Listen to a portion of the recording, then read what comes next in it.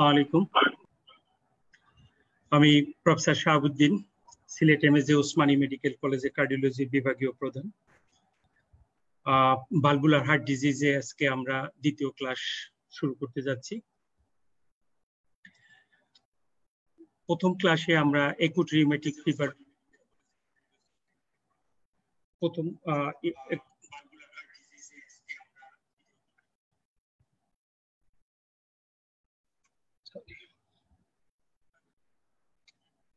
আজকে দ্বিতীয় ক্লাস আমরা শুরু করতে যাচ্ছি mitral valvular heart disease. Mitral valvular heart ডিজিজে আমরা দুটো জিনিস কভার করার চেষ্টা করব, মাইট্রাল স্টেনোসিস এবং মাইট্রাল রিগার্জিটেশন, দুটোই মানে মোস্ট ইম্পর্টেন্ট কমন।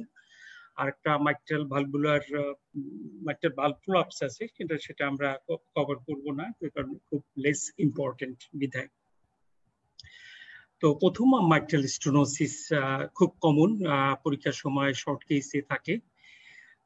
অনেক সময় যারা এমডি এবং এমএস পরীক্ষা দেন তাদের তো লং কেসে অবশ্যম্ভাবী এটা কেস থাকে, কিন্তু এমবিবিএস এ এটা শর্ট কেস হিসাবেই থাকে এবং সেক্ষেত্রে খুব টিপিক্যাল কেস হিসাবে দেওয়া হয়। তো মাইট্রাল স্টেনোসিস এর ডেফিনিশন হিসাবে, mitral stenosis a obstruction to blood flow between the left atrium and the left ventricle and is caused by abnormal mitral valve. এখানে যদি দেখেন যে লেফট এট্রিয়াম থেকে লেফট ভেন্ট্রিকেলে ব্লাড আসতে গেলে এখানে মাইট্রাল ভালভ হয়ে আসতে হয়। যদি কোনো কারণে এই মাইট্রাল ভালভটা সংকুচিত হয়ে যায় তাহলে সেই ক্ষেত্রে আমরা সেটাকে মাইট্রাল স্টেনোসিস বলি। এটা হলো মাইট্রাল ভালভের মানে অ্যাপারেটাস বা মাইট্রাল ভালভে কি কি আছে।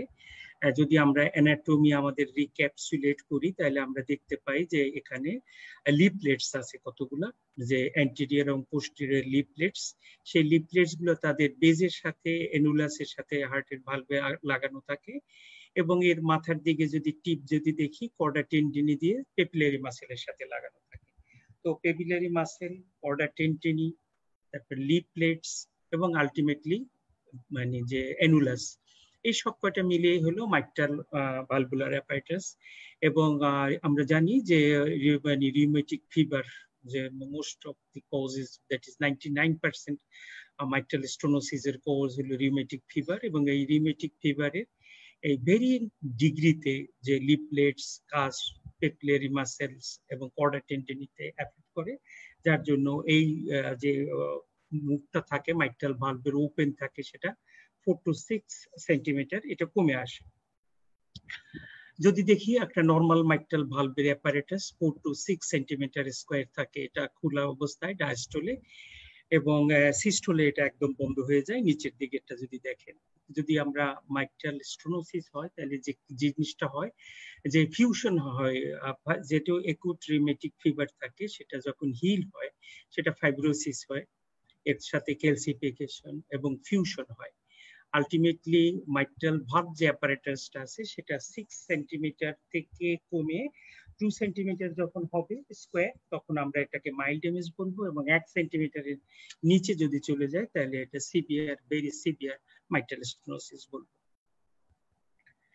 এবং এটা নর্মাল ফিজিওলজি যদি আমরা দেখি তাহলে কি হয় যে normally just after the left ventricle finishes the contraction, the aortic valve closes and the mitral valve opens, and some of the bloods from the left atrium comes to the left ventricle. Then the left atrium contracts and ejecting the blood into the left ventricle. This is the normal physiology.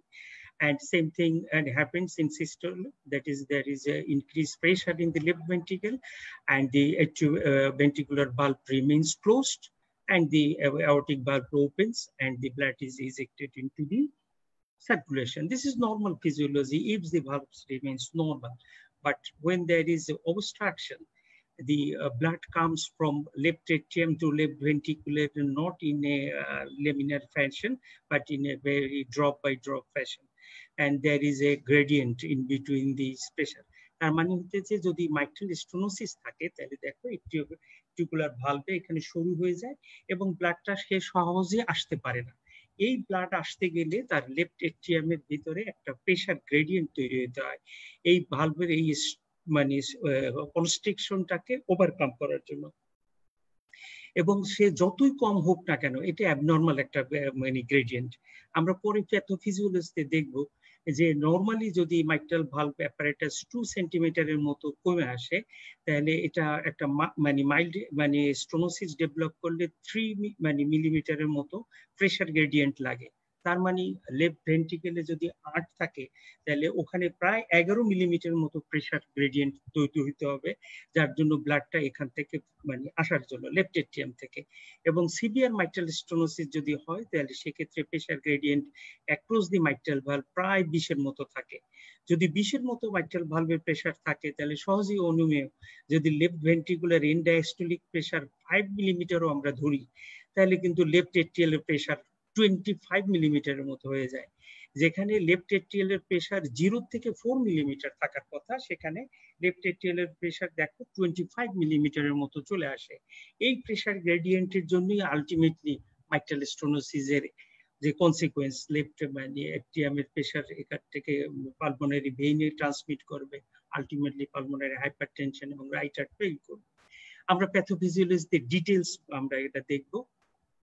আমরা aetiology চিন্তা করি, আমরা বলছিলাম যে 99% ক্ষেত্রে rheumatic in origin, এবং আদার causes যেটা আছে ওল্ডার এজে ক্যালসিফিকেশন থাকতে পারে, ডিজেনারেটিভ কজ, এবং মানে rare, very very rare in congenital in children.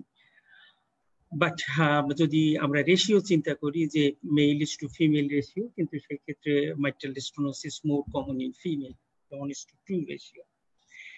মানে আমাদের পরীক্ষার সময় এইভাবে শেখানো হইতো স্যাররা, যদি কোনো রোগী একটা এরকম আসে যে শর্টনেস অফ ব্রেথ অথবা প্যালপিটেশন অন এক্সারশন অথবা হার্ট ফেইলিওর নিয়ে আসে, তুমি যদি এক্সক্লুড করতে পারো যে তার প্রেগনেন্সি বা পোস্ট প্রেগনেন্সি মানে ডাইলেটেড কার্ডিওমায়োপ্যাথি নাই, তাহলে মোটামুটি ভাবে এটা ভালভুলার হার্ট ডিজিজের জন্যই হবে, এবং এটা রিউমেটিক ফিভারের জন্য তার কমপ্লিকেশন মাইট্রাল স্টোনোসিসের জন্য। এত common mitral stenosis with shortness of breadth or palpitation. কিন্তু এই যে একুট রিউমেটিক ফিভার আমরা আগের ক্লাসে পড়ছিলাম যে তার সিকুইলি বা কনসিকুয়েন্স হিসাবে আমরা এই rheumatic, chronic rheumatic valvular heart disease পাবো। The time interval between the initial episodes of acute rheumatic fever and the clinical evidence of mitral stenosis is variable, ranging from few years to more than 20 years. স্যাররা পরীক্ষার সময় জিজ্ঞাসা করে যে একটা mitral মানে stenosis develop করতে কত বছর পর্যন্ত সময় লাগতে পারে।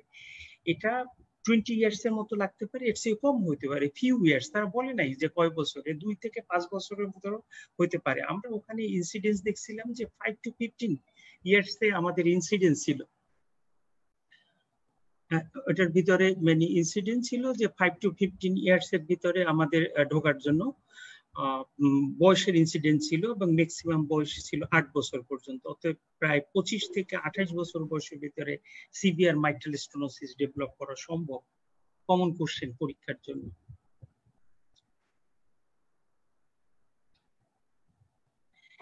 এটা একটা ছবি যে মাইট্রাল ভালভ অ্যাপারেটাসে আসলে কি ঘটে, আমরা মানে পরবর্তীতে প্যাথোফিজিওলজিতে দেখব যে এটা আসলে ফাইব্রোসিস হয়, ক্যালসিফিকেশন জমে, এবং আলটিমেটলি ফিউশন হয়।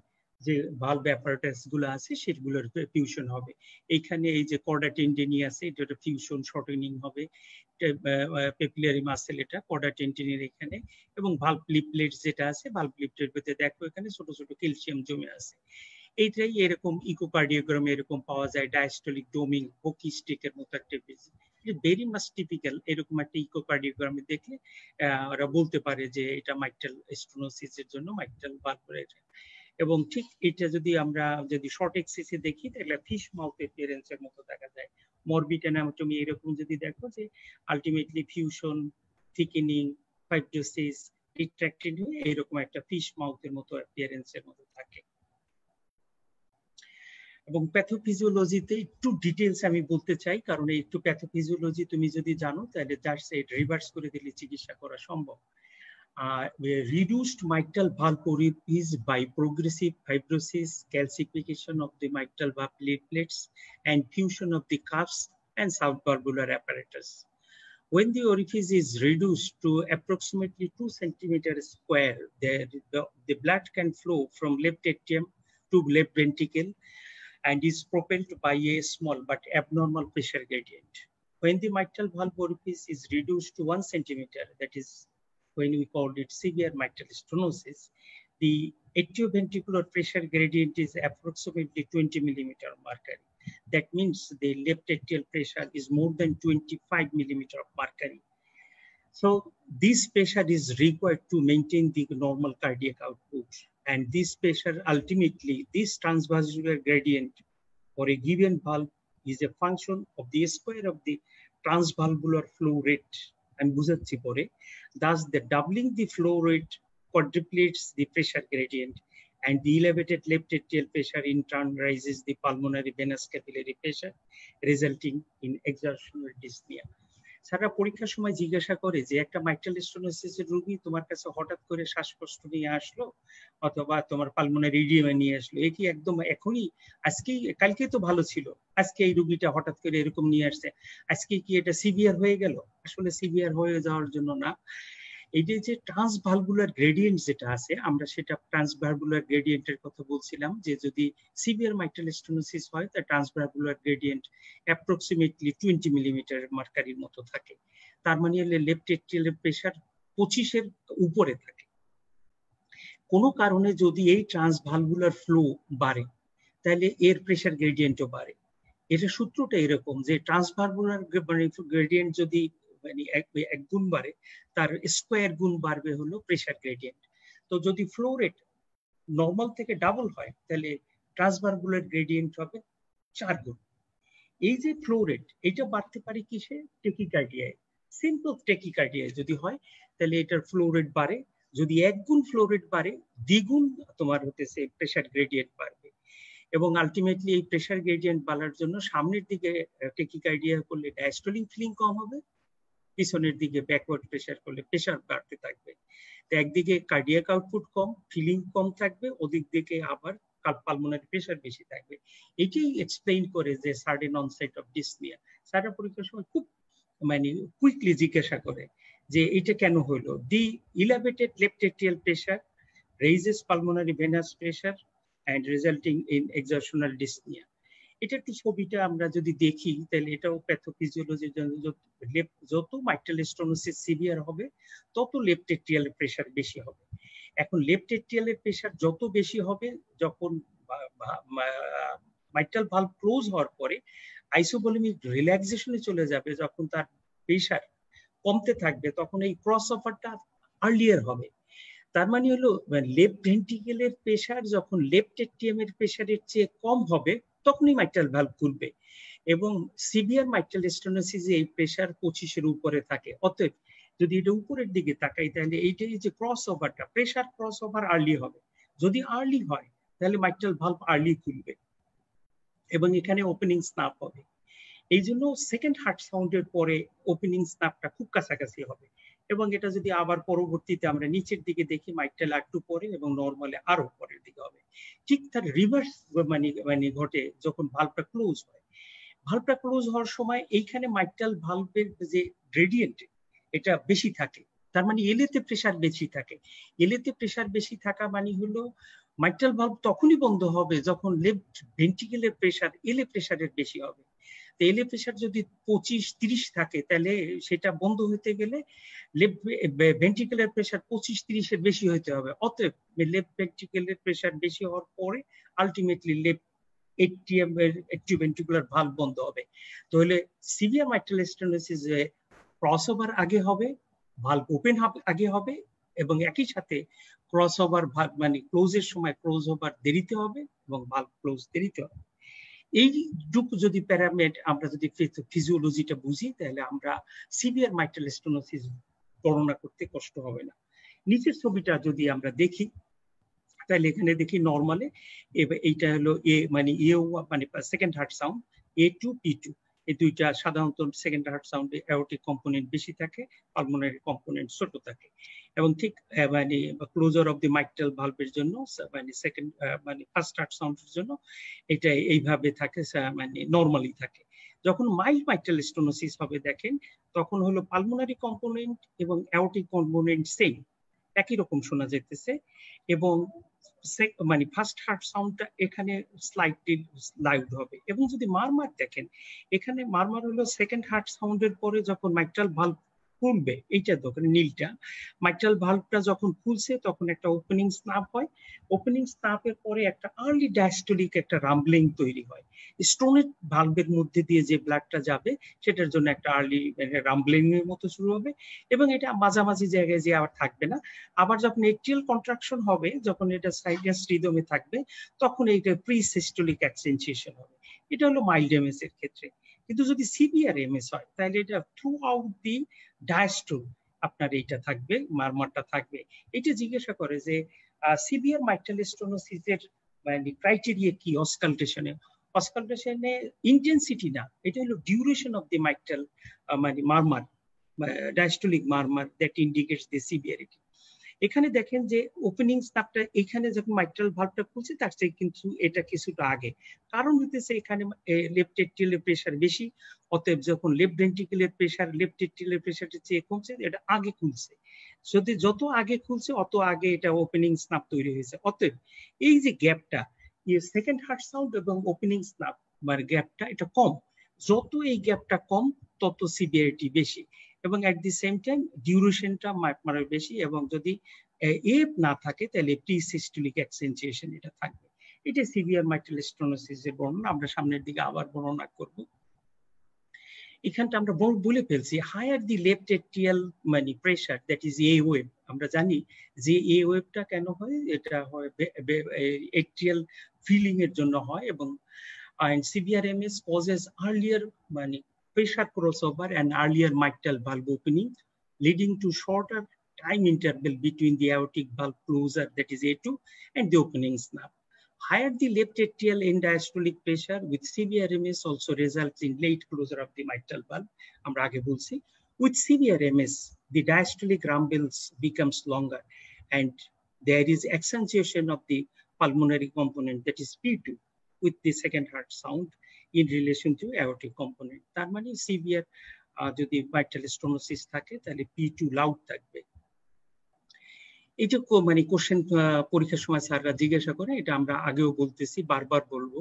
The first bouts of dyspnea usually precipitated by the tachycardia resulting from exercise, pregnancy, hypothyroidism, anemia, infection, and atrial fibrillation. All this, that is the tachycardia, increase the rate of flow across the mitral valve, resulting in further elevation of the LA pressure. কারণ আমরা জানি সূত্র অনুসারে যত মানে valvular flow বাড়বে তার দ্বিগুণ পরিমাণ প্রেসার গ্রেডিয়েন্ট বাড়বে। অতএব যদি ফ্লো বাড়ে অতএব তাহলে এলএতে প্রেসার গ্রেডিয়েন্টও বাড়বে। সেকেন্ড, দে ডিক্রিজ দি ডায়াস্টোলিক টাইম। কারণ যদি টেকিকার্ডিয়া হয় আপনারা জানেন যে ডায়াস্টোলিক টাইমটা কমে যায়। এই দুইটা কারণ, এক হলো ফ্লো বাড়া যার জন্য ট্রান্সভালভুলার গ্রেডিয়েন্ট বাড়বে, দুই হলো ডায়াস্টোলিক মানে ফিলিংটা কমবে যার জন্য তার ফরওয়ার্ড কার্ডিয়াক আউটপুট কমতে থাকবে, যার জন্য ফ্যাটিক কমপ্লেইন করবে। স্যাররা পরীক্ষার সময় জিজ্ঞাসা করে যে মাইট্রাল স্টেনোসিসে লেফট ভেন্ট্রিকুলার ফেইলিয়ার হয় না কেন? লেফট ভেন্ট্রিকুলার ফেইলিয়ার হয় না কারণ স্টেনোসিসটা মাইট্রাল এবং অ্যাওর্টিক ভালভ এবং এলভির ভিতরে থাকে এবং ব্যাকওয়ার্ড প্রেসারটা পিছনে থাকে। লেফট ভেন্ট্রিকল আলটিমেটলি ফেল করে কারণ তার কার্ডিয়াক আউটপুট হয় না।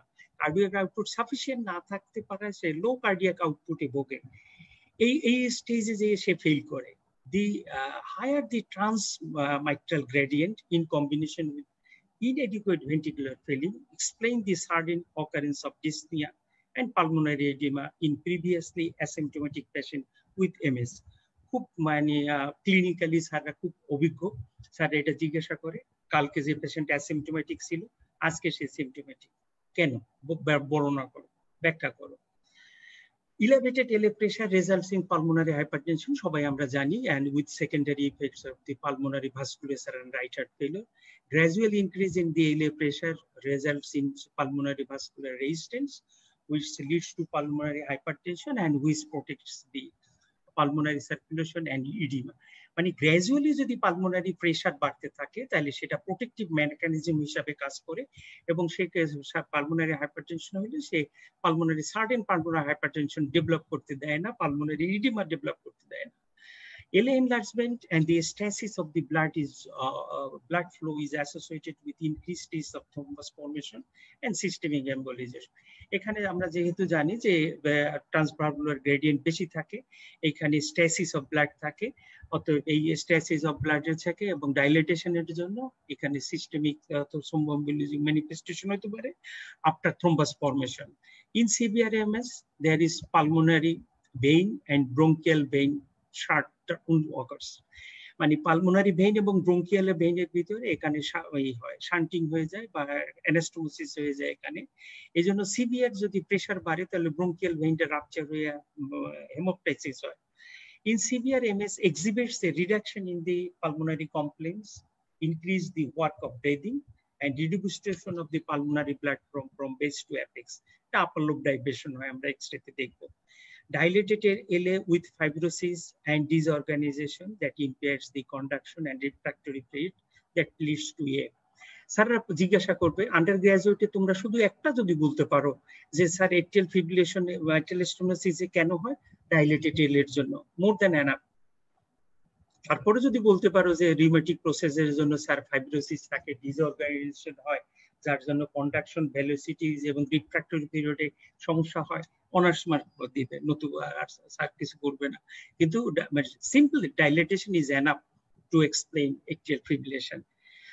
আর typically left ventricle is normal and small, left ভেন্ট্রিকলের কোনো কারণ নেই। পরীক্ষার সময় জিজ্ঞাসা করে পালমোনারি হাইপারটেনশনের কজ কি।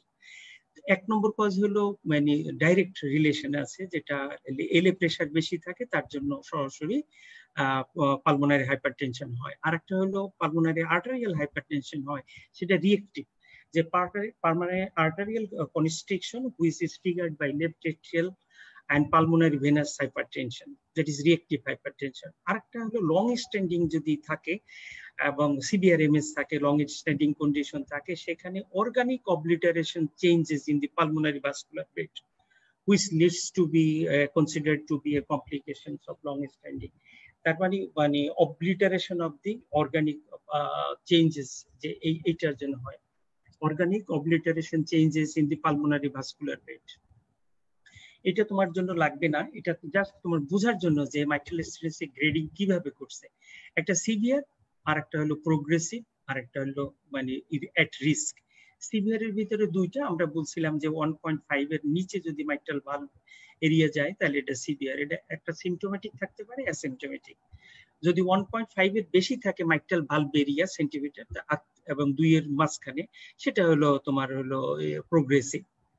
আর মানে এট রিস্কের ভিতরে এটা মাইট্রাল ভালভ 2 এর উপরে, আলটিমেটলি কোনো কমপ্লিকেশন এটার মধ্যে থাকে না। এর চেয়ে তোমার গ্রেডিং আর লাগবে না। ক্লিনিক্যাল ফিচার এটা আসলে ডিপেন্ড করে বিভিন্ন কন্ডিশনের উপরে।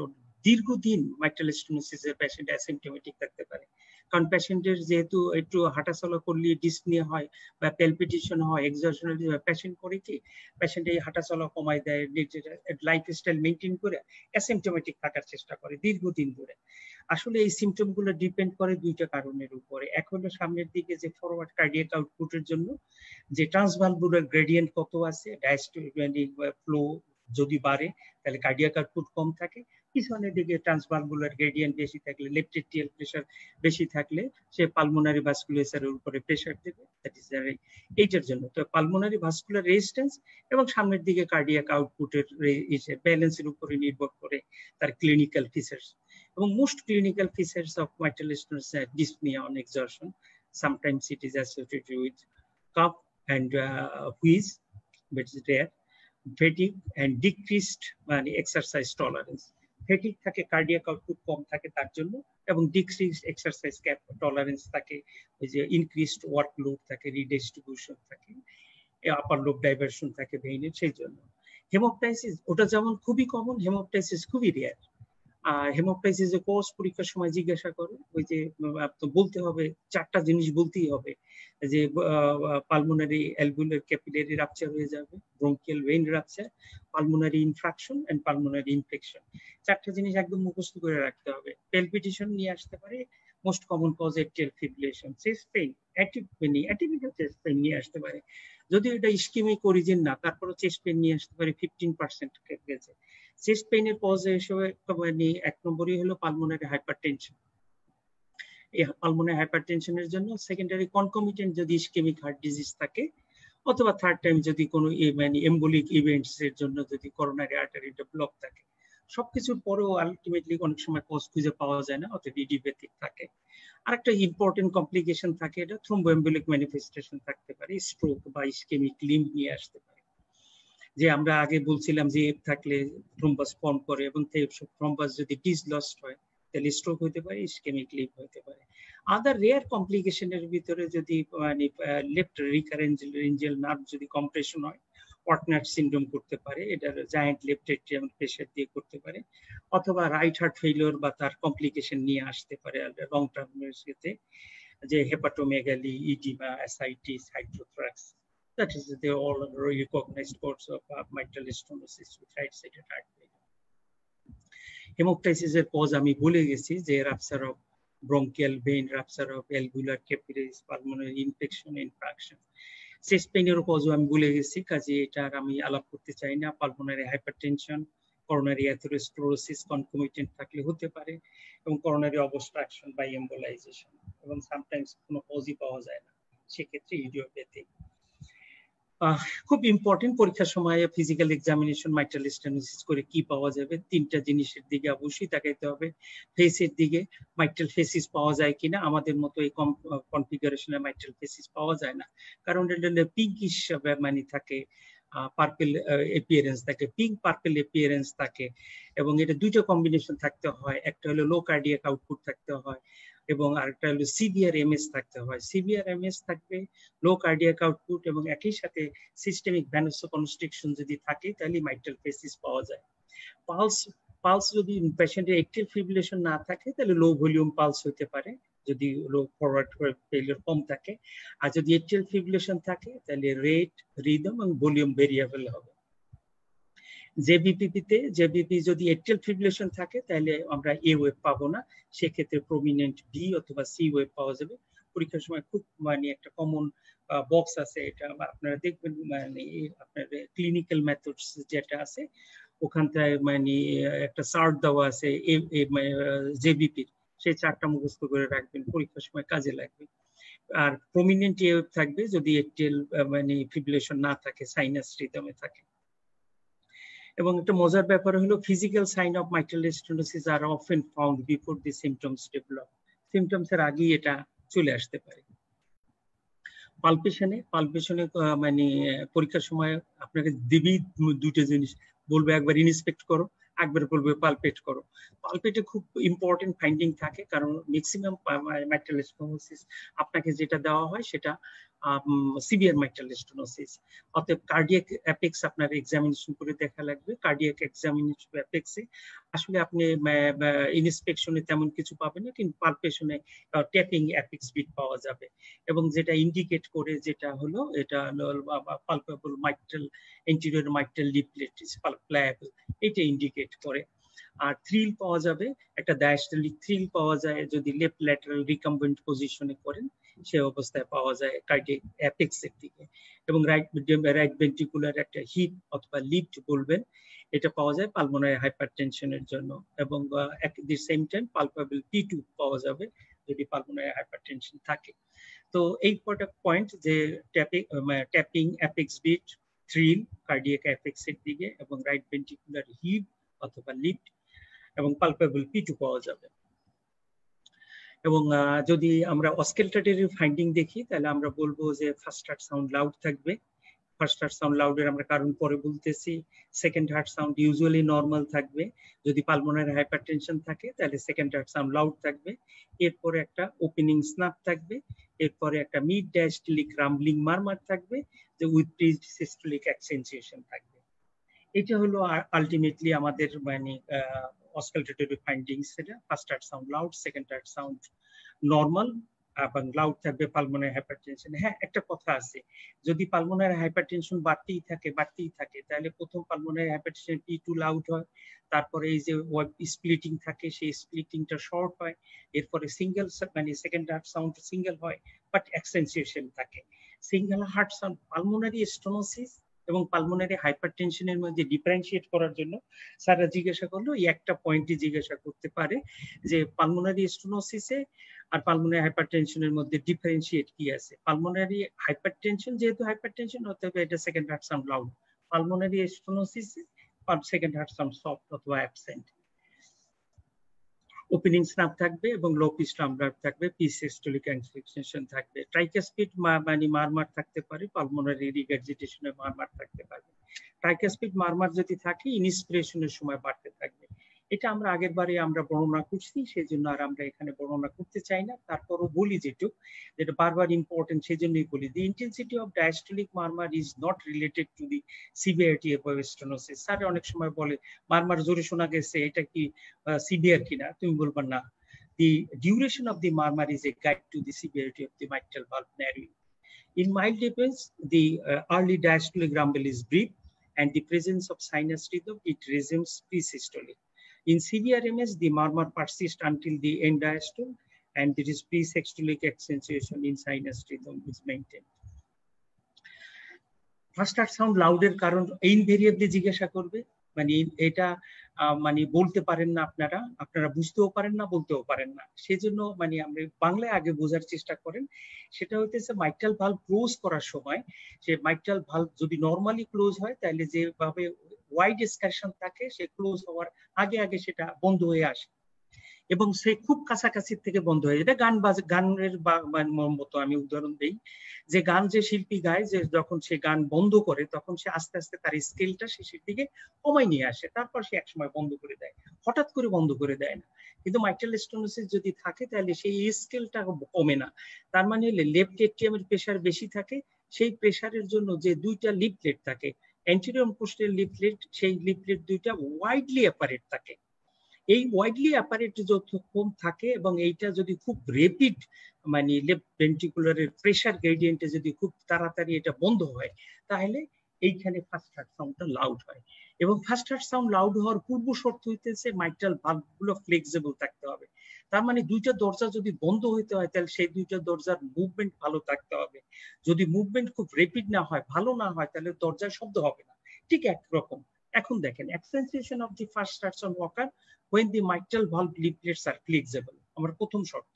দুই, it is caused partially by the rapidity with which the left ventricular pressure rises at the time of the mitral valve closure, as well as by the wide closing exertion of the leaflets. তার মানে the wide closing exertion যেটা থাকে excursion, সেটার জন্য হয়। Marked calcification and thickening of the mitral valve leaflets reduces the amplitude of the first heart sound, probably because of diminished motion. এটা দেখেন ওই যে আমি যেটা আগের বারে আমরা দেখাইছি মাইট্রাল ভালভ ক্লোজিং এর জন্য, দেখেন যে যেহেতু ট্রান্সভালভুলার প্রেসার গ্রেডিয়েন্ট খুব বেশি থাকে, উপরের যে ভালভ ক্লোজারটা দেখেন এখানে প্রেসার বেশি থাকে, অতএব মাইট্রাল ভালভ ক্লোজটাও দেরিতে হবে। অতএব যেই এটা যত দূর থেকে যত মানে বন্ধ হইতেছে এবং যত রেপিডলি বন্ধ হইতেছে, অতএব মাইল্ডে যদি এইখানে হয় মডারেট, সরি মাইল্ডে যদি এখানে হয় মডারেটে, যদি এখানে হয় সিভিয়ার এখানে বেশি হলে এটা ফার্স্ট হার্ট সাউন্ড বেশি হবে। যখন আপনি হার্ট সাউন্ড শুনবেন তখন আপনি এটা ভুলে যাবেন যে ডায়াস্টলিক রাম্বলিং অথবা ডায়াস্টলের সময় কিছু শোনার চেষ্টা করবেন না, মিড ডায়াস্টলিক মারমার টারমার কিচ্ছু শুনবেন না। এবং ডায়াস্টলিক মারমারটা স্যাররা জিজ্ঞাসা করে কিভাবে শুনবা, এটা হলো লো পিচ ট্র্যাক লোকালাইজড রাম্বলিং মারমার, আপনারা বলেন LBRR বলেন কি যেন বলেন আপনারা, localized low pitched rumbling murmur based in left lateral position with bed holding expression with the bell of the station, and there is also opening snap just medial to the left. আমরা আগে বর্ণনা করছি opening স্ন্যাপের কারণ পরীক্ষার সময় স্যাররা জিজ্ঞাসা করে দুইটা জিনিসই, first heart sound loud, opening snap কেন হয়। Opening snap of the mitral valve is caused by the sudden tensing of the mitral valve after the valve has completed their opening excursion. মানে মাইট্রাল ভালভটা খোলার পরে যখন তার movement suddenly left ভেন্ট্রিকেলের ভিতরে বন্ধ হয়ে যাবে, সে তখনই মাইট্রাল ভালভের যে মুভমেন্ট বন্ধ হওয়ার জন্য ওপেনিং স্ন্যাপটা পাওয়া যাবে। The opening snap occurs when the movement of the mitral dome into the left ventricle is suddenly stops. It is most readily audible in the apex using the diaphragm, and opening snaps occurs after A2, and opening snaps are usually loudest at the apex. Opening snap usually accompanied by accentuated first heart sound, and calcification can diminish state, and it is inversely proportional to the pressure of the left atrium. A short A2 and OS interval is a reliable indicator of severe mitral stenosis. আমরা আগের বারে বলছি যত opening স্নাপটা second heart সাউন্ডের কাছাকাছি হবে তত এটা সিভিয়ার। এবং ডিফারেন্সিয়াল ডায়াগনোসিস যদি বলি তাহলে মাইট্রাল স্টেনোসিসের differential diagnosis annular mitral calcification. এই ক্ষেত্রে দেখা যায় একটা ডায়াস্টলিক একটা রাম্বেল থাকে, কিন্তু যদি ইকোকার্ডিওগ্রাম করা যায় তাহলে ইকোকার্ডিওগ্রামে কোনো ধরনের পাওয়া যায় না, স্টেনোসিস পাওয়া যায় না। অর্থাৎ ক্যালসিফিকেশনের জন্য ডায়াস্টলিক রাম্বলিং থাকতে পারে।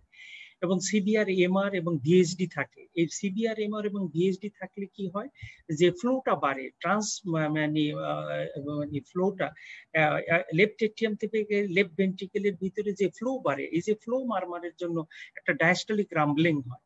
সেটা যদিও অর্গানিক ভালভে কোনো লিশন থাকে না, কিন্তু সিভিআর এমআর এবং ভেন্ট্রিকুলার সেপ্টাল ডিফেক্ট প্রডিউস করতে পারে একটা diastolic rumbling that is very much close to mitral stenosis, in which the flow across the non-stenotonic mitral valve is increased, which causes a short diastolic rumbling, left atrial myxoma এবং hypertrophic cardiomyopathy। চারটা কারণের জন্য হতে পারে।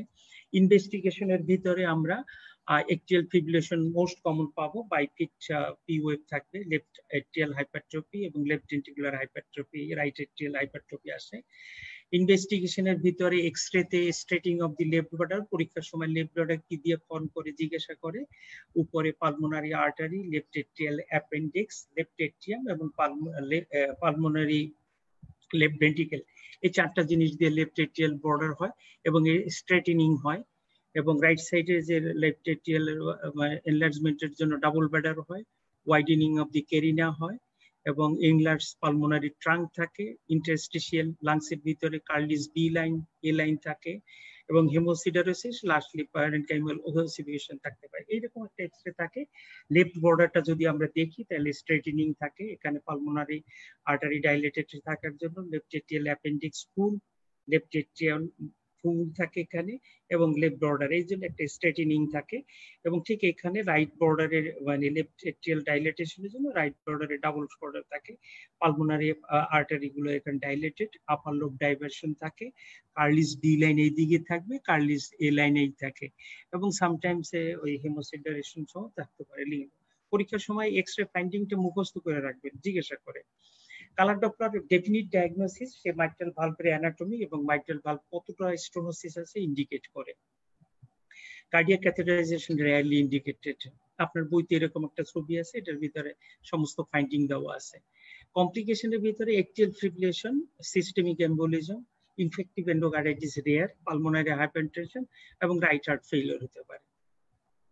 Natural history যদি আমরা চিকিৎসা না করি তাহলে 5 years survival 62% patient with MS with mitral stenosis and heart failure, but with severe heart failure it is about 15%. Overall clinical outcomes are improved in patients who undergo surgical or percutaneous relief of obstruction. Management তিন ধরনের, medical, intervention and surgery. Medical management mild, moderate এবং severe mitral stenosis without complication, এগুলো medical management রাখা যায়। কিন্তু severe mitral stenosis without symptom medical management বা severe mitral stenosis with symptom সেটা নির্ভর করবে হলো তাদের মানে আইদার বেলুন ইন্টারভেনশন অর সার্জারির জন্য। মেডিকেল ম্যানেজমেন্টে স্যাররা জিজ্ঞাসা করে, এটার হলো এইম তিনটা। একটা হলো আমরা রিকারেন্স অফ রিউমেটিক ফিভার হইতে দেব না, প্রিভেনশন অফ কমপ্লিকেশনস যাতে না হয় এবং ট্রিটমেন্ট করব, আর হলো মনিটরিং ডিজিজটাই করতে হবে, যার জন্য আমরা ঠিক টাইমে ইন্টারভেনশন করতে পারি, আইদার সার্জারি অথবা বেলুন ভালভুলোপ্লাস্টি। যদি সিভিয়ার এমএস থাকে তাহলে এক্সট্রেনিয়াস এক্সারসাইজ আমরা নিষেধ করব। সেকেন্ডারি প্রোফাইলেক্সিসের জন্য পেনিসিলিন দিতে হবে স্ট্যান্ডার্ড প্রোটোকল অনুসারে। আমরা এর আগে বলছি 250 মিলিগ্রাম টুয়াইস ডেইলি, আমরা অ্যাকর্ডিং টু স্ট্যান্ডার্ড প্রোটোকল। যদি কার্ডাইটিস বা রিউমেটিক ফিভার থাকে এমএস থাকে লাইফ লং দিতে হবে। এবং ইনফেক্টিভ এন্ডোকার্ডাইটিসে প্রোফাইলেক্সিস লাগে না এখন। এনিমিয়া ইনফেকশন ট্রিট করতে হবে, অ্যান্টিকোয়াগুলেশন যদি থাকে, এট্রিয়াল ফিব্রিলেশন দিতে হবে। ভেন্ট্রিকুলার রেট কন্ট্রোলের জন্য ডিগক্সিন, বিটা ব্লকার অথবা মানে ক্যালসিয়াম চ্যানেল ব্লকার দিতে হবে। হার্ট ফেলিওর থাকলে ডায়ুরেটিক্স ইউজ করতে হবে। একটা জিনিস হলো মানে ডিজিটালাইজ ডিগক্সিন, কিন্তু যদি মাইট্রাল স্টেনোসিস এবং সাইনাস রিদম থাকে এক্ষেত্রে কোনো রোল নাই, কিন্তু আমরা দেখি যে অনেক সময় ডিগক্সিন মাইট্রাল স্টেনোসিসে দিয়ে দেওয়া হয় নর্মাল সাইনাস রিদমে, সেটার কোনো লাভ নেই। এবং এটা যদি কেবল সিসিএফ উইথ এটিএল ফিব্রিলেশন থাকে সেক্ষেত্রে লাভ আছে। হেমোপ্টাইসিস ম্যানেজ করতে হবে স্ট্যান্ডার্ড প্রোটোকল অনুসারে, সিডেশন দিতে পারবেন এবং আপরাইট পজিশন এবং অ্যাগ্রেসিভ ডায়ারেসিস দিয়ে করতে যাবে। বেলুন ভালভুলোপ্লাস্টি এটা একটা প্রসিডিউর, যদি ভালভ অ্যানাটমি সুইটেবল থাকে, শুধুমাত্র মাইট্রাল স্টেনোসিস থাকে, লেফট এট্রিয়াল থ্রোম্বাস না থাকে অথবা মাইট্রাল রিগারজিটেশন না থাকে, তাহলে অপারেশনের পরিবর্তে বেলুন দিয়ে এই ভালভটা ওপেন করে দেওয়া যায়, মোটা করে দেওয়া যায়। আর সার্জারি কখন করতে, যখন ভালভের স্ট্রাকচার ভালো থাকবে না, মানে ডিসঅর্গানাইজড হবে, ফাইব্রোসিস অথবা ক্যালসিফিকেশন হয়ে যাবে, সেই ক্ষেত্রে মানে কোনো মাইট্রাল ভালভগুলো প্লাস্টিক করার কোনো সুযোগ নাই, যে বেলুনটা করলে ভালো থাকবে না বা মাইট্রাল রিগারজিটেশন আছে বা অন্য কোনো সার্জারির দরকার, সেই ক্ষেত্রে মাইট্রাল ভালভ রিপ্লেসমেন্ট করবেন। মাইট্রাল ভালভ রিপ্লেসমেন্ট দুই ভাবে করা যায়, একটা প্রস্থেটিক ভালভ আর একটা হলো টিস্যু ভালভ দিয়ে করা যায়। এখানে কতগুলো প্রসিডিউর আছে, এগুলো আমি ডিটেলস বলবো না, আর থাকলেও আপনারা পরে দেখে নিন যে কি কি মেকানিক্যাল প্রসিডিউরস আছে রিলিভ করার জন্য। এখানেও ইন্টারভেনশন কিরকম আছে এটার দরকার নেই, তিনটে জিনিস আপনি মনে রাখবেন: সিমটম, সিভিয়ারিটি এন্ড কমপ্লিকেশন। যদি সিভিয়ার থাকে মাইট্রাল স্টেনোসিস, যদি কমপ্লিকেশন থাকে অথবা সিমটম থাকে, তার ডেফিনিট ট্রিটমেন্টে যেতে হবে, either intervention by valvuloplasty or by valve replacement. যদি সিভিয়ার থাকে, সিমটম না থাকে, কমপ্লিকেশন না থাকে, তাহলে মেডিকেল ম্যানেজমেন্ট। জাস্ট তিনটা জিনিস যদি মনে রাখেন, সিমটম, সিভিয়ারিটি এন্ড কমপ্লিকেশন, তিনটা আছে ডেফিনিট ট্রিটমেন্ট, তিনটা নাই মেডিকেল ট্রিটমেন্ট। সেকেন্ড হবে আমরা মাইট্রাল রিগারজিটেশন আসতেছি। মাইট্রাল রিগারজিটেশন একই রকম ভাবে মাইট্রাল স্টেনোসিসে যখন রিউমেটিক প্রসেসে রিগারজিটেশন হয়, এটা ঠিক স্টেনোসিস হয়, এটা রিগারজিটেশন হবে, এখানে ভালভটা ওপেন থাকবে। ডেফিনেশন হলো এটা মানে regurgitation of blood in LA during systole. একই ভালভটা small mitral valve permits one-way valve flow left atrium to the left ventricle in an inefficient and nearly frictionless fashion. But in mitral regurgitation, there is regurgitation of blood in LA during systole from LV. যদি major cause আমরা ধরি, তাহলে আমার major কজের ভিতরে আবার rheumatic fever এক নম্বর cause. Second কজের ভিতরে হইতেছে আয়ারটোজেনিক, যে মাইট্রাল ভালভোটমি অপারেশনের সময় অথবা বেলুন এনজিও বা ভালভোপ্লাস্টি করার সময় করতে পারে। মাইট্রাল ভালভ যদি কনজেনিটালি মাইট্রাল ভালভ থাকে সেই ক্ষেত্রে হতে পারে। আর একটা সেকেন্ডারি, যদি কোনো কারণে মাইট্রাল অ্যাওর্টিক যদি মায়োকার্ডিয়াম ডাইলেটেড হয়ে যায় সেই ক্ষেত্রে তৈরি করতে পারে। আমরা ইস্কিমিয়া যদি এমআইতে যদি পেপিলারি মাসেল ডিসফাংশন অথবা পেপিলারি মাসেল ট্রন বা রাপচার হয়ে যায় সেক্ষেত্রেও মাইট্রাল রিগারজিটেশন ডেভেলপ করে এবং ইনফেক্টিভ এন্ডোকার্ডাইটিস করতে পারে, ডিজেনারেটিভ প্রসেস হিসাবে করতে পারে। এখানে বিশাল লম্বা লিস্ট একুট এবং ক্রনিকের, এটা খুব জরুরি না বিধায় আমি খুব ইম্পর্টেন্ট কমন কজ গুলো পাশে আপনাদের দিয়ে দিচ্ছি। প্যাথোলজি যদি আবার যদি চিন্তা করি, it is a consequence of shortening, rigidity and deformity and retraction of the both mitral valve cusp and in association with shortening and fusion of the chorda tympani and papillary muscle. আসলে যখন rheumatic প্রসেসটা fibrosis হইতে থাকে, healing by fibrosis, তখন এখানে retraction হয়, fibrosis হয় এবং রিট্রাকশন হয়, শর্টেনিং হয়, ফিউশন হয়, যার জন্য মাইট্রাল ভালভ অ্যাপারেটাসটা সিকুশন হওয়ার জন্য এটা যখন ক্লোজ হয় তখন সেটা পথটা ডায়াস্টলের জন্য খোলা থাকে। মাইট্রাল ভালভ এখন এমভিপি যদি হয়, mitral valve prolapse involves both leaflets and chordae and also the annular dilatation. Infective endocarditis causes mitral regurgitation by perforating the valve leaflets. Mitral stenosis সোজাসুজি পারফোরেট করে দেয় mitral valve leaflets. And vegetation, যদি vegetation মানে কি একটা ছোট একটা মানে ইসের পিঁপড়ার যেরকম দলা থাকে ওই রকম একটা টুকরার মতো, vegetation can prevent the leaflet coaptation, দুইটা মিলতে দেয় না, and valve retraction during the healing process of endocarditis causes mitral regurgitation, and destruction of the mitral valve leaflets by causing penetrating and non-penetrating trauma. Direct trauma যদি হয় তাহলে ভালভের স্ট্রাকচারটা damage হয়ে যেতে পারে। এইটাই হলো প্যাথোলজি তার। এবং স্টেজিং একই রকম আছে, যেটা severe symptomatic, asymptomatic, progressive MR এবং এমআর আছে। এটা শুধু নামটুক জানবেন আর জানার দরকার নাই। ক্লিনিক্যাল ফিচার্স এটা ডিপেন্ড করে হলো যে কত র্যাপিডলি এটা ডেভেলপ করতেছে। যদি একুট এমআর হয় তাহলে ডেভেলপ করবে খুব রেপিডলি, একুট হার্ট ফেলিওরের সাইন সিমটম থাকবে।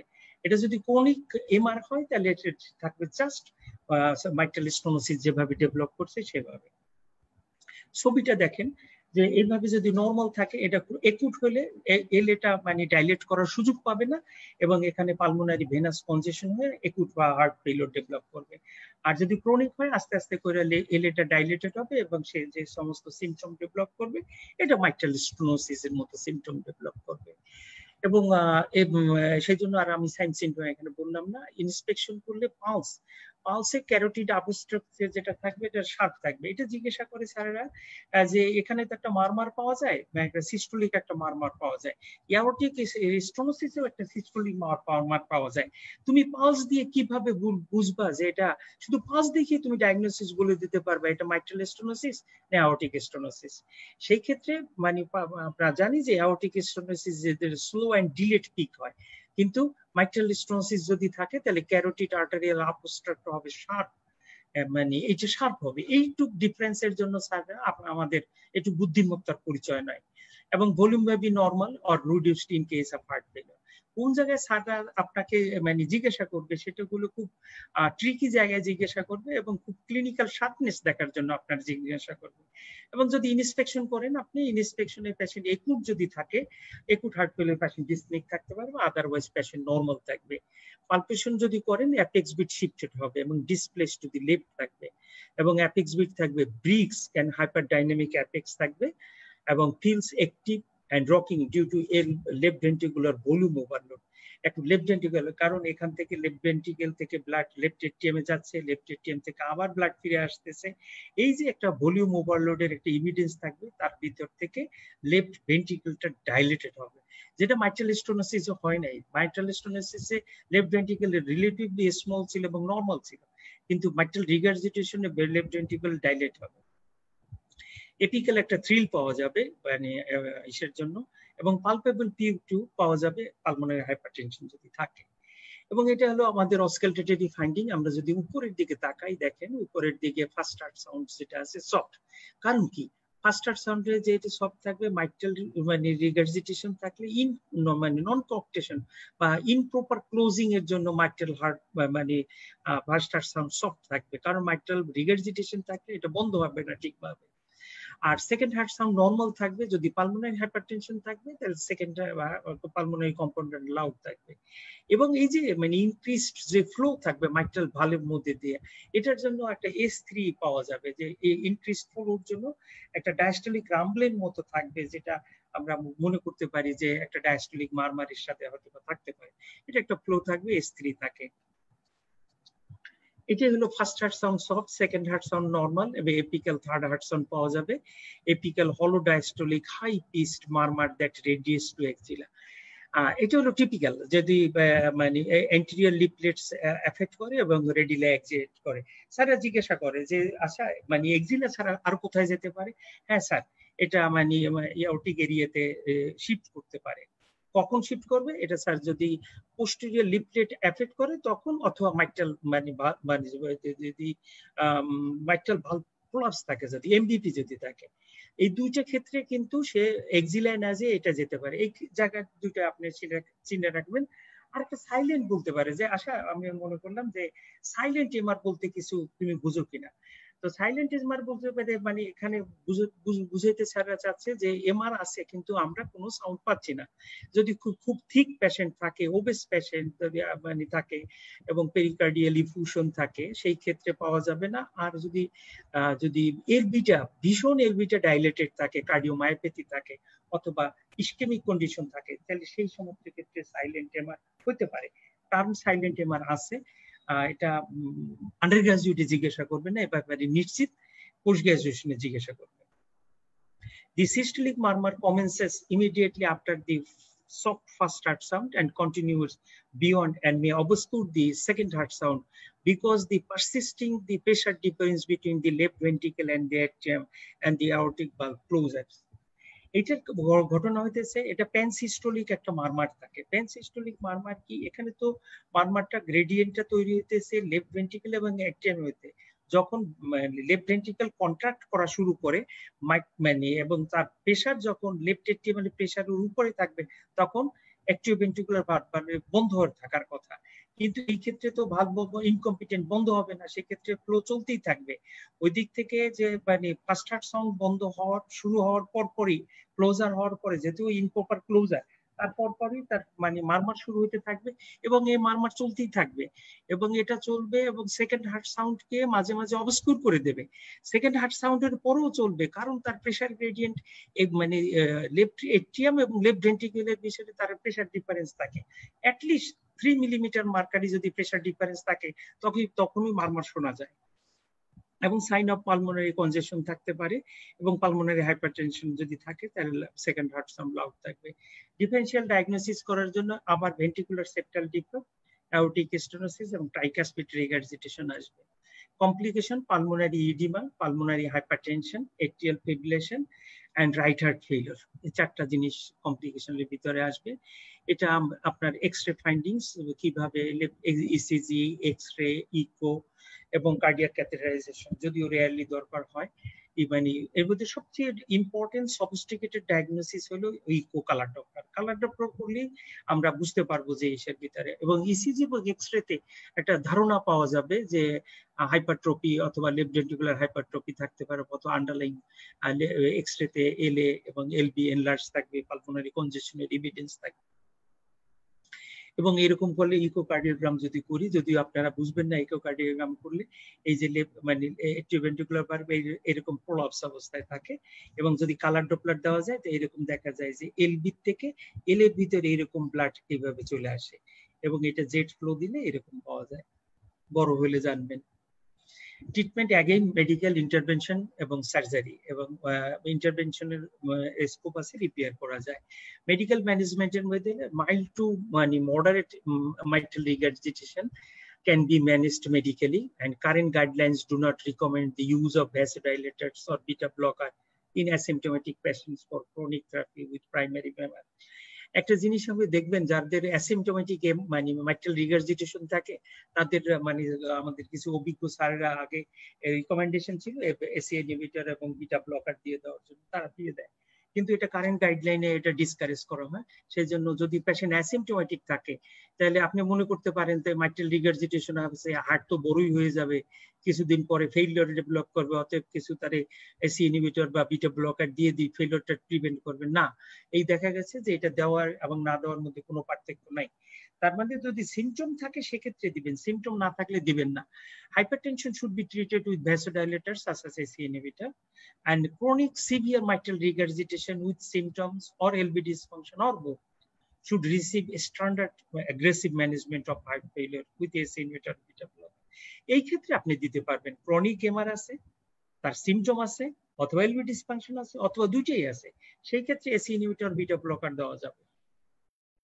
আমি বলছি এসি ইনহিবিটর বিটা ব্লকার দেওয়া যাবে না সিমটোমেটিক না, সেই ক্ষেত্রে অ্যাসিম্পটোমেটিক পেশেন্টের স্ট্যান্ডার্ড প্রোটোকলে কোনো ইন্ডিকেশন নাই। Rheumatic fever prophylaxis, again rheumatic fever prophylaxis দিবেন, আবার একই রকম ইনফেক্টিভ এন্ডোকার্ডাইটিসের প্রোফাইল্যাক্সিসে অ্যান্টিবায়োটিকের দরকার নাই। আপনারা বুঝেন কিনা যে রিউমেটিক ফিভার প্রোফাইল্যাক্সিস এবং ইনফেক্টিভ এন্ডোকার্ডাইটিসের প্রোফাইল্যাক্সিস, রিউমেটিক ফিভারের প্রোফাইল্যাক্সিস তো আমরা আগের বারে বলছি যে এতে একটা এস্টাবলিশড রিউমেটিক ফিভার হয়ে গেলে সেকেন্ডারি রিকারেন্স যাতে না হয় তার জন্য আমরা যদি দীর্ঘমেয়াদী পেনিসিলিন তার খাইতে দেই স্ট্যান্ডার্ড প্রোটোকল অনুসারে 5 থেকে লাইফ লং পর্যন্ত 5 সেটি হলো রিউমেটিক ফিভার প্রোফাইল্যাক্সিস। আর ইনফেক্টিভ এন্টারগাইটিস কোনো সার্জিক্যাল প্রসিডিউর করার আগে যদি তার হার্টের কোনো লিশন থাকে বা এইরকম রিউমেটিক ফিভার বা রিউমেটিক মাইট্রাল রিগারজিটেশন, মাইট্রাল স্টেনোসিস থাকে, সেই ক্ষেত্রে ইনফেক্টিভ এন্ডোকার্ডাইটিস মানে ইনফেকশন অফ দি এন্ডোকার্ডাইটিস হওয়ার কোনো ধরনের সুযোগ আছে কি নাই, সেই ক্ষেত্রে হাই ডোজে মানে অ্যান্টিবায়োটিক দেওয়া হয় 1 ঘন্টা আগে অপারেশন, মনে করেন সেপ্টিএক্সন 2 গ্রাম দিয়ে দেওয়া হলো যাতে কোনো ব্যাকটেরিয়া না থাকে। তো এইরকম মাইট্রাল রিগারজিটেশন কোনো সার্জিক্যাল প্রসিডিউর করতে গেলে ইনফেক্টিভ এন্ডোকার্ডাইটিস প্রোফাইল্যাক্সিস এখন রিকমেন্ডেশন নাই। এট্রিয়াল ফিব্রিলেশন যদি থাকে তাহলে সমস্ত পেশেন্টের অ্যান্টিকোয়াগুলেশন দিতে হবে এবং রেট কন্ট্রোল করার জন্য ইনিশিয়ালি বিটা ব্লকার অথবা ক্যালসিয়াম চ্যানেল ব্লকার, ডিগক্সিন অথবা অ্যামিডরন দিতে হবে। আমি আগের বারে বলছিলাম যে সাইনাস রিদমে ডিগক্সিনের কোনো রোল নেই, এখনো আবার বলতেছি পেশেন্ট সাইনাস রিদমে থাকলে ডিগক্সিনের কোনো রোল নেই। সেক্ষেত্রে যদি অ্যাকচুয়াল ফিব্রিলেশন থাকে সেক্ষেত্রেও beta blocker, calcium channel blocker first মানে ড্রাগ, এরপরে হলো ডিগক্সিন। যদি মানে হার্ট ফেইলিওর থাকে amiodarone. Heart failure with MR with heart failure diabetics দিতে হবে সেই ক্ষেত্রে। So and patient should receive reviewed at regular interval because of the mitral valve repair or replacement. Patient কে মাঝে মাঝে আপনি দেখতে হবে যে পেশেন্ট যদি দেখা যায় যে মানে মাইল্ড মডারেট কেসের থেকে পেশেন্ট সিমটোমেটিক হয়ে যেতেছে, পেশেন্টের মানে হার্ট বড় হয়ে যেতেছে অথবা তার এলভি ফাংশন কমে যেতেছে, সেই ক্ষেত্রে তার ডেফিনিট ট্রিটমেন্ট দরকার। তার মানে হচ্ছে মাইট্রাল রিগারজিটেশন অথবা মাইট্রাল রিগারজিটেশনের অথবা মাইট্রাল ভালভ রিপেয়ার অথবা রিপ্লেসমেন্ট দরকার। এটা একটা মানে ইন্ডিকেশন সার্জারি কিভাবে করবেন আপনি আবার সেই একইভাবে মনে রাখবেন যে সিমটম, সিভিয়ারিটি এন্ড কমপ্লিকেশন। যদি দেখেন মাইল্ড, মডারেট এবং সিভিয়ার এমআর আছে কিন্তু অ্যাসিমটোমেটিক, সেক্ষেত্রে আপনি ফলো আপ করবেন। কিন্তু যদি দেখা যায় যে সিভিয়ার আছে এবং তার সিমটম আছে, পেশেন্টকে ইন্টারভেনশনে যেতে হবে either by replacement or repair অথবা তার কমপ্লিকেশন ডেভেলপ করছে। সিম্পল ফর্মুলা যদি মনে রাখি তাহলে আমরা মনে রাখতে পারবো সবকিছুই। তো যদি আমরা এই দুইটা ভালভুলার হার্ট ডিজিজের যদি আমরা মানে সামারাইজ করি এবং টেক হোম মেসেজে যদি আসি, এটা আমার শেষ slide. Almost all causes of mitral valvular disease are rheumatic in origin. আমরা এখন এটা বুঝতে পারছি যে mitral valvular either mitral stenosis আর মাইট্রাল রিগারজিটেশন যেটাই হোক, almost all causes rheumatic in origin, at most 99% ক্ষেত্রে। Acute rheumatic fever and clinical mitral valve is almost requires 2 to 20 years. মানে rheumatic fever এবং clinical mitral valvular heart disease develop করতে সময় লাগে many years to 20 years.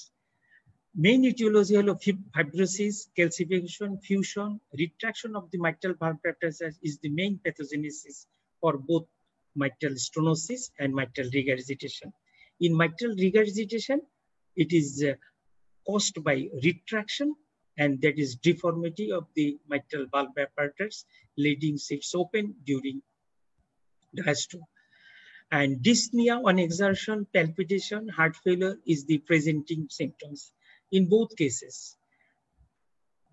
investigation, that is X-ray, ECG, echo, and cardiac cath is the main indications, but among them, echocardiograph, color Doppler echocardiogram is the main tool for exam investigation. আপনারা যদি বলে যে একটা তুমি investigation করতে চাও তাহলে কি করবা, তা আপনি বলবেন ইকোকার্ডিওগ্রাম। কিন্তু আসলে ইকোকার্ডিওগ্রাম করতে গেলে এক্স-রে এবং ইসিজি ম্যান্ডেটরি, এই দুইটা ছাড়া ইকোকার্ডিওগ্রামের মানে রেজাল্ট দেওয়া খুব কঠিন, কষ্টকর। এবং treatment depends upon the symptoms, severity and complication. So long patient is asymptomatic, whether it remains mild, moderate or severe, it may be followed up with medical management. তার মানে হইতেছে যদি এক কথায় এক লাইনে আমি চিকিৎসা বলি তাহলে বলবো হলো valvular heart disease, mitral valvular heart disease, mild, moderate, severe but asymptomatic, can be managed medically. Severe mitral stenosis or mitral regurgitation with symptoms should be treated by definite treatment, either by intervention or by surgery. Mitral valvular heart disease with complications should undergo definite treatment. এই 3-4 কথা বলে আমি শেষ করতে চাইতেছি। আমি 1 ঘন্টার মধ্যেই আমি শেষ করতে পারছি, যদিও খুব রেপিডলি গেছি, কিন্তু এখানে আমার মনে হয় যে স্লাইডগুলো থাকতেছে আপনাদের জন্য। তারপরেও হলো যদি কারো দরকার হয় মানে সফট কপি চাইতে পারেন, দিতে পারবো। আমরা নেক্সট ক্লাসে মানে অ্যাওর্টিক ভালভুলার হার্ট ডিজিজ নিয়ে আলাপ করব, সেই জন্য আমরা নেক্সট ক্লাস আগামী সোমবার দিন হবে ইনশাল্লাহ, এবং সেটা হবে অ্যাওর্টিক ভালভুলার হার্ট ডিজিজের উপরে। এই বলে আমি আমার আজকের লেকচার শেষ করতে চাই। সকলকে ধন্যবাদ, ভালো থাকুন, আল্লাহ হাফেজ।